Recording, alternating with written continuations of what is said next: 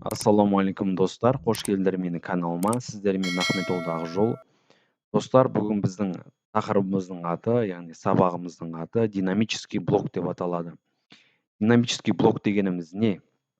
Динамический блок дегеніміз, мысалы, исполнительная схема проект жазатын болсақ, оларға есік, терезе немесе машина немесе ағаш қоюға болады. Оларды біз сызып жатпаймыз, оны арнайы программалардан немесе автокадтың өзінде болады. Солардың жиынтығын біз динамический блок деп атаймыз. Достар, мінекей қазір сіздерге динамический блоктың қалай жазылатынын көрсететін боламын. Ең бірінші панельге барамыз. Панельден вид дегенді таңдаймыз. Видті таңдадық.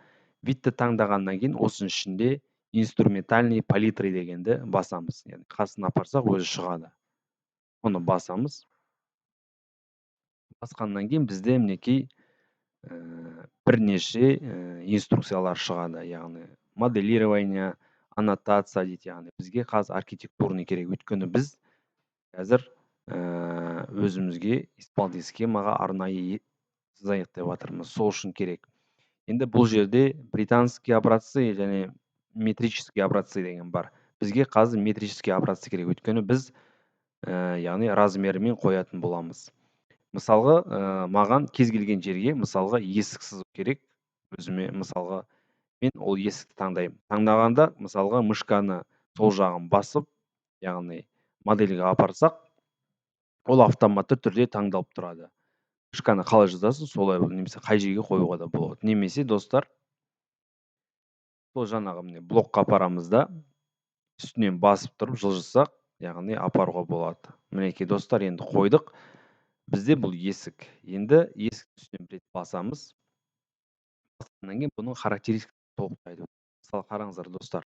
Достар, мінекей, яғни осы есікті енді размерімен қою керек. Өйткені мен осы трапецияны басып, яғни жылжытсам, переместить деп, яғни кез келген жерге қоюға береді. Бірақ біз ортасын немесе нақты қай жерге қоятынымызды білмейміз. Сол үшін, достар, размерімен қою керек. Ол үшін қалай жасаймыз? Ол үшін панельге барамыз. Панельге барғаннан кейін переместить дегенді басамыз. Переместить басқаннан кейін, яғни осы элементті белгілейміз. Белгілейміз элементті. Белгілегеннен кейін интерді басамыз. Интерді басқаннан кейін, яғни бізге Ctrl, яғни мышканың оң жағын басамыз. Осы кезде бізден сұрайды середина между точками дейді. Оны басамыз. Яғни бізде базовый екі точка таңдалып тұр, екі точканы таңдап аламыз. Мінекей, достар, мышка қалай жылжиды, солай жылжып тұр. Енді, достар, бізге осы стенаға есік қою керек, бірақ та біз тура ортасына қалай қоятынын білмейміз. Жаңа айтқандай Ctrl оң жағын басамыз. Середина между точками деген оны басып, яғни осы стенаның екі жақ базовый точкасын таңдаймыз. Міне, таңдадық, ол автоматты түрде, яғни ортасына қойылады. Енді, достар, есік қойдық, бірақ та бізде толщина, яғни есіктің толщинасы стенаныкімен келмейді. Оны қалай өзгертеміз? Свойствоға барып, толщинаны басамыз. Бірақ та бізде мінекей 150 өте кіші, 450 тым үлкен. Сондықтан бізге, яғни толщинаның размерлері керек. Оны қалай редактировать етеміз? Мышканың сол жағымен осы элементті екі рет басамыз. Басқаннан кейін окей деп таңдаймыз есікті. Мінекей, достар, осы жерден өзгертуге болады. Бізде де, мысалы, толщина керек, өзі жазылып тұр. Мінекей толщинасы деп осы белгілейміз. Белгіленгеннен кейін свойствоға барамыз. Свойствоға барған кезде, яғни набор значений деп тұрады. Осы жерде басып список мінекей.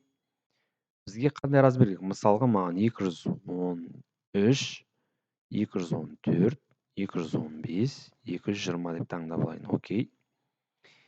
Бірнеше размерлерді добавить етіп алдық. Енді панельге барып, закрыть деп басамыз. Сохранить изменение. Яғни жаңағы өлшемдерді сақтап аламыз. Енді жаңа есікті таңдаймыз. Таңдағаннан кейін, яғни мінекей толщинасын өзгертіп көрейік. Мысалға 215 дейік. Мінекей, достар, 215 бассақ, ол яғни размері, толщинасы келді. Енді бізге осы жерге проем жасау керек. Оны, яғни панельге барамыз, обрезать деген бар, соны басып, яғни өзімізге керек жоқ объектілердің барлығын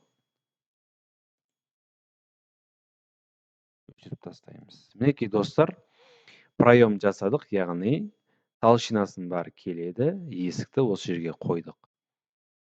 Яғни мысалы осындай углдарға да қойып қояды, мысалы 45 градуста есік ашылып тұрсын деген сияқты.